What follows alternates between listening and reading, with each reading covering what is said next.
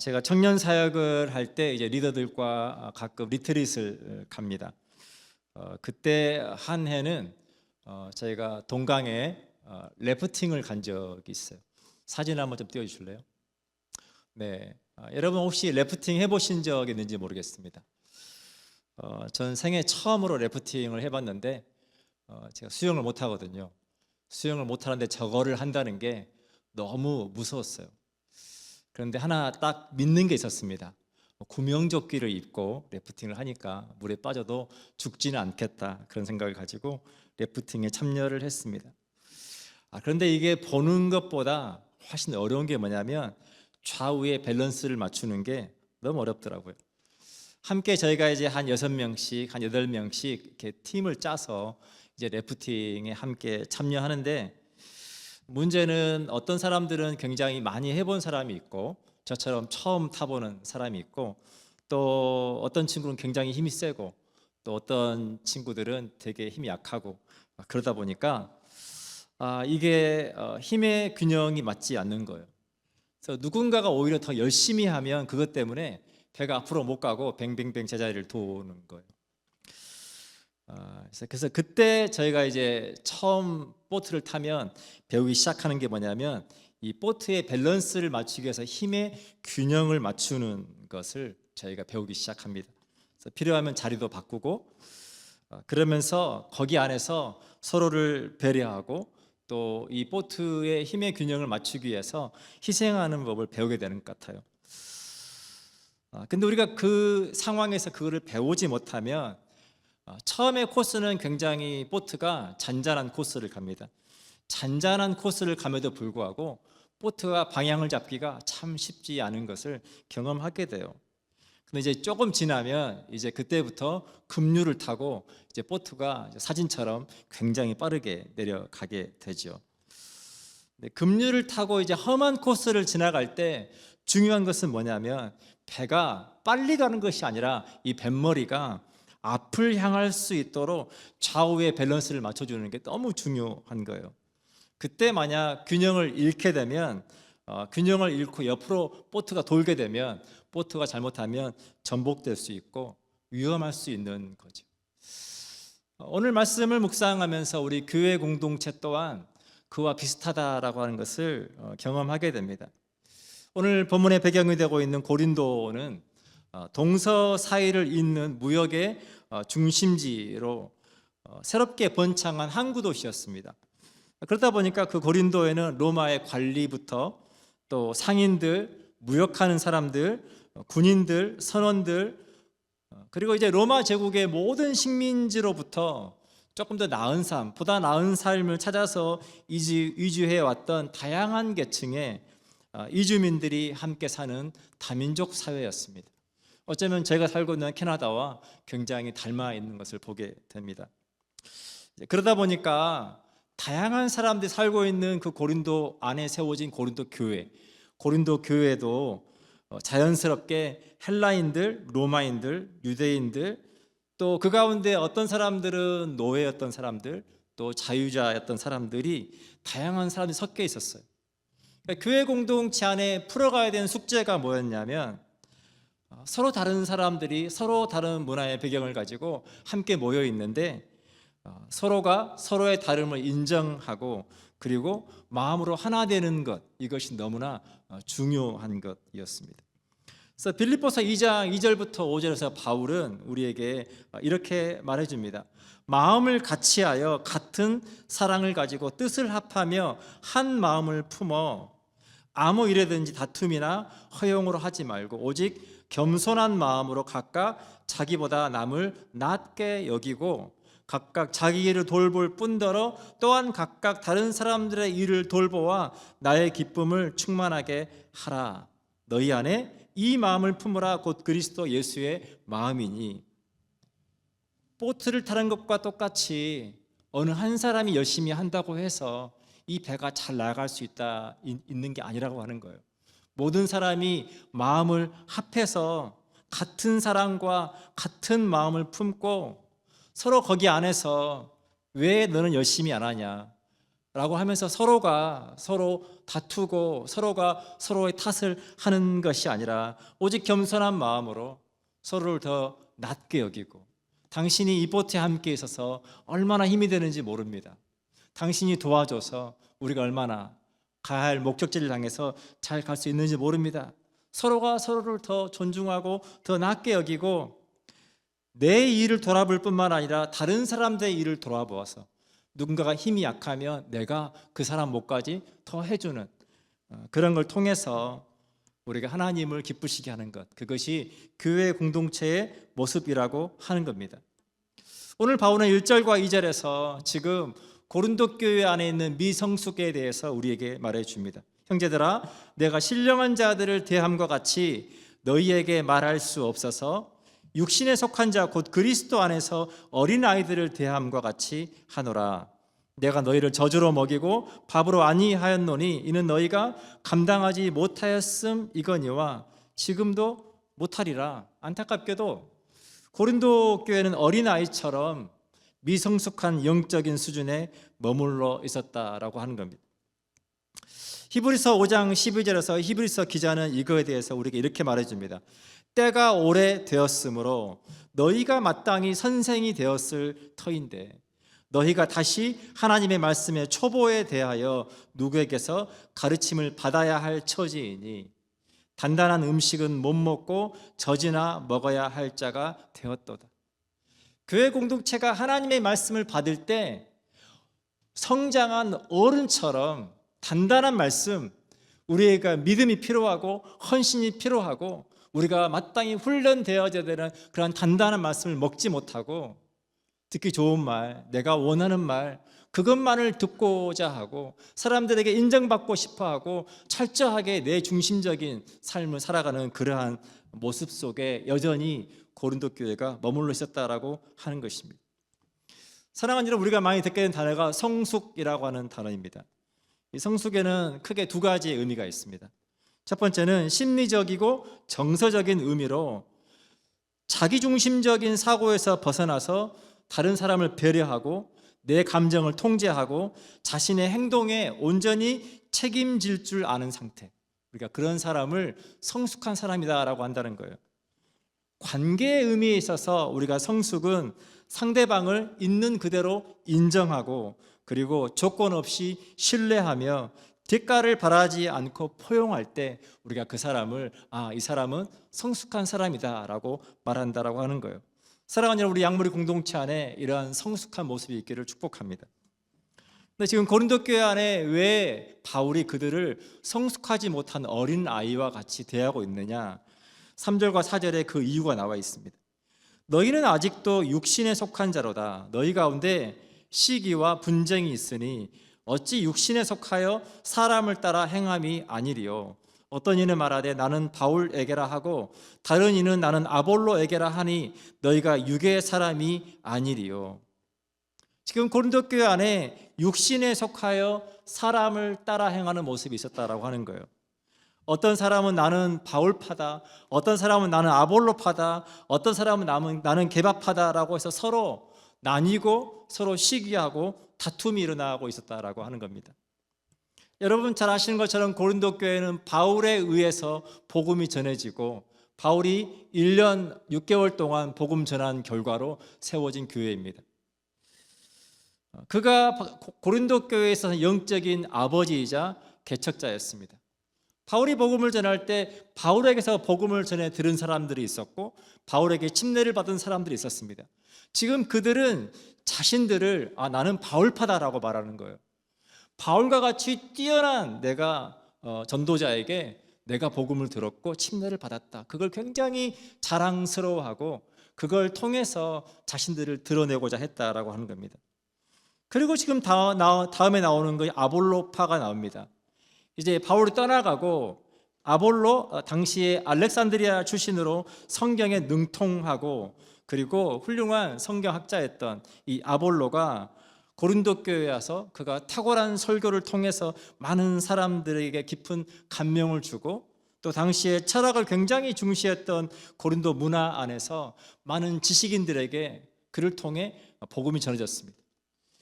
이제 그 사람들이 자신들의 정체성을 나는 아볼로파다, 나는 아볼로와 같이 훌륭한 학자, 성경학자 밑에서 배운 아볼로파다, 그렇게 자신들을 드러내고 있다라고 하는 거예요. 세 번째 나오는 게 게바파입니다. 여러분 잘 아시는 것처럼 게바는 예수님의 수제자였던 베드로의 아람어 이름이죠. 예루살렘 교회의 최고 지도자였던 베드로의 영적인 권위, 그 권위를 중요시했던 유대인 출신들, 교회 안에 있는 유대인 출신들은 이제 베드로를 통해서 우리는 베드로파다라고 해서 그렇게 서로 당을 지어서 서로 나뉘고 있다라고 하는 겁니다.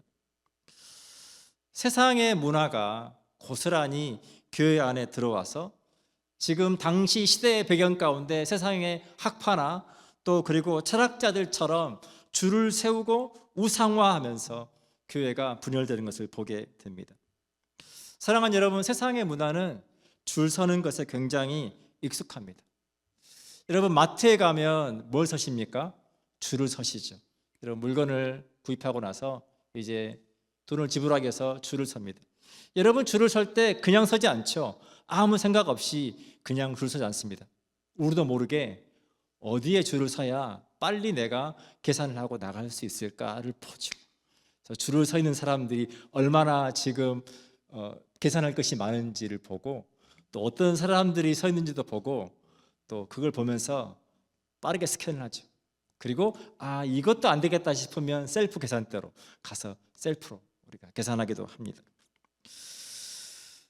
회사에 근무하시는 분들은 회사의 조직이 클수록 그 조직 안에서 더 영향력 있는 사람들, 내가 어떤 사람과 관계를 맺어야 내가 이 회사 안에서 빠르게 승진할 수 있고 내가 더 많은 유익을 얻을 수 있을 것인가, 그 관계 속에서 여기에 줄을 설까 저기에 줄을 설까 하는 모습들이 우리에게 경험되게 됩니다. 사랑하는 여러분, 그러나 교회 공동체의 모습은 달라야 한다라고 하는 것입니다.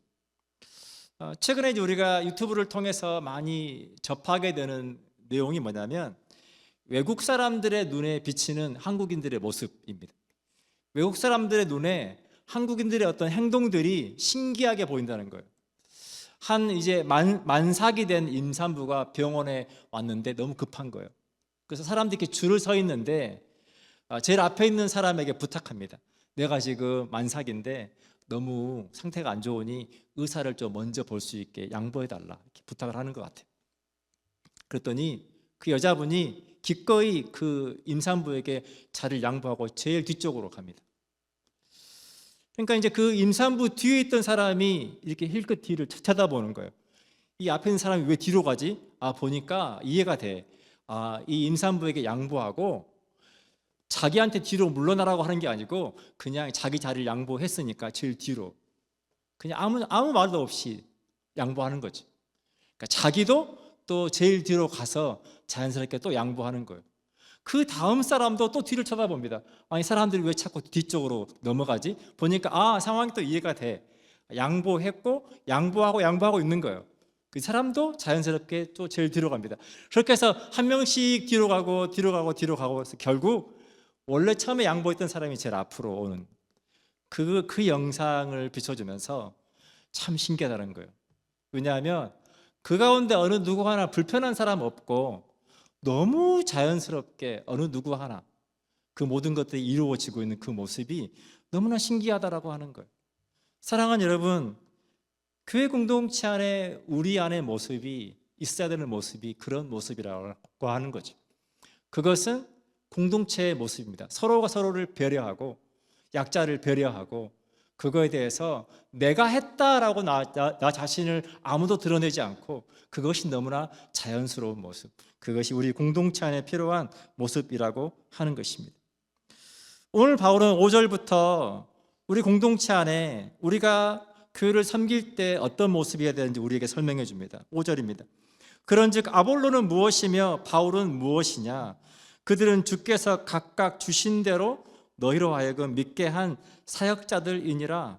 나는 심었고 아볼로는 물을 주었으되 오직 하나님께서 자라나게 하셨나니. 그런즉 심는 이나 물 주는 이나 아무것도 아니로되 오직 자라게 하시는 이는 하나님이시니라.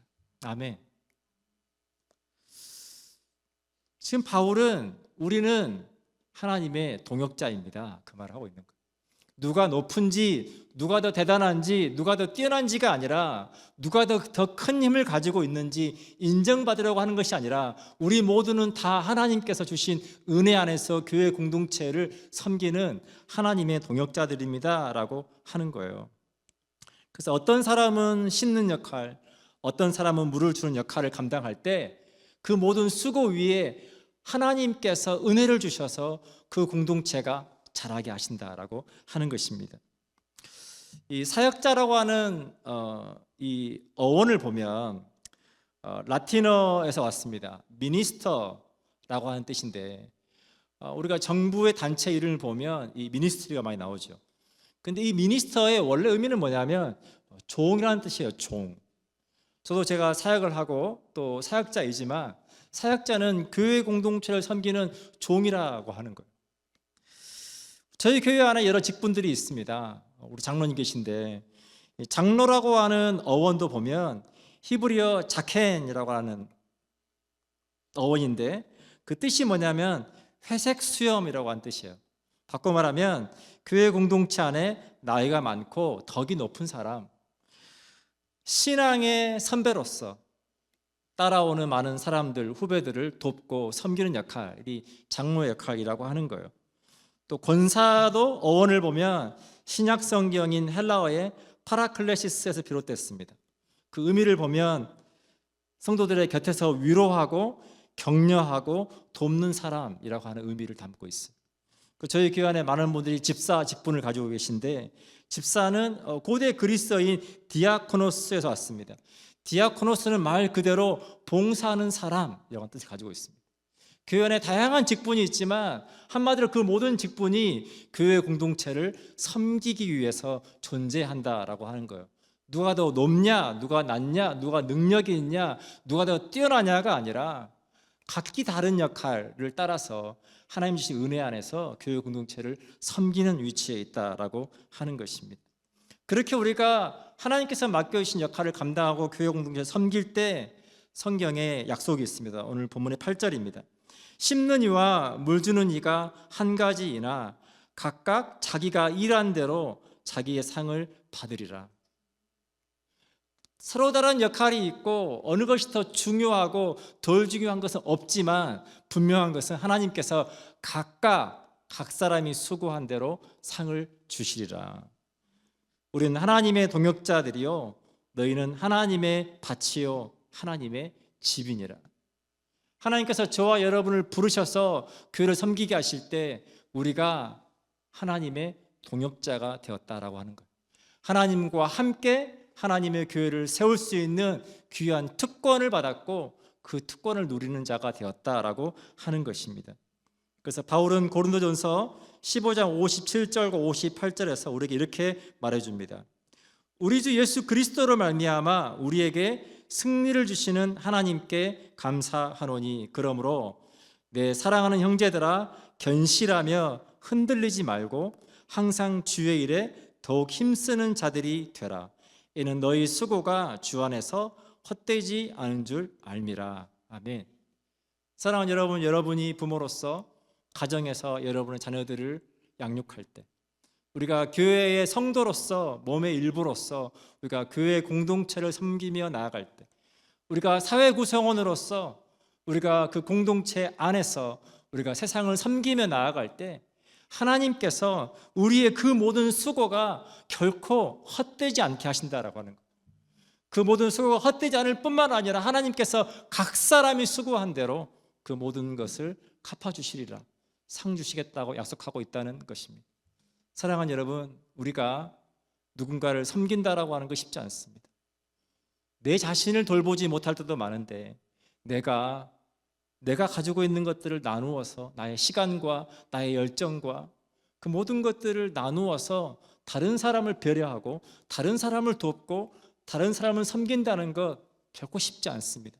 그러나 우리 그리스도인들에게는 그 일이 너무나 자연스러운 것이어야 합니다. 왜냐하면 예수 그리스도께서, 하나님이셨던 예수님께서 이 땅에 인간으로 오시고 저와 여러분을 위해서 기꺼이 그 모든 것들을 십자가에서 내어주신 그 사랑을 우리가 받았기 때문에, 그 사랑으로 인해서 우리가 구원받았고, 그 사랑으로 인해서 우리가 하나님의 자녀가 되었고, 그 사랑으로 인해서 우리가 이 시대에 하나님의 공동체를 섬길 수 있으니, 그 일이 우리에게는 너무나 자연스러운 일이 될 때 하나님께서 우리 양무리 공동체를 통해서 이 시대 가운데 아름다운 일들을 이루어 가실 거라고 믿습니다. 함께 잠깐 기도하겠습니다.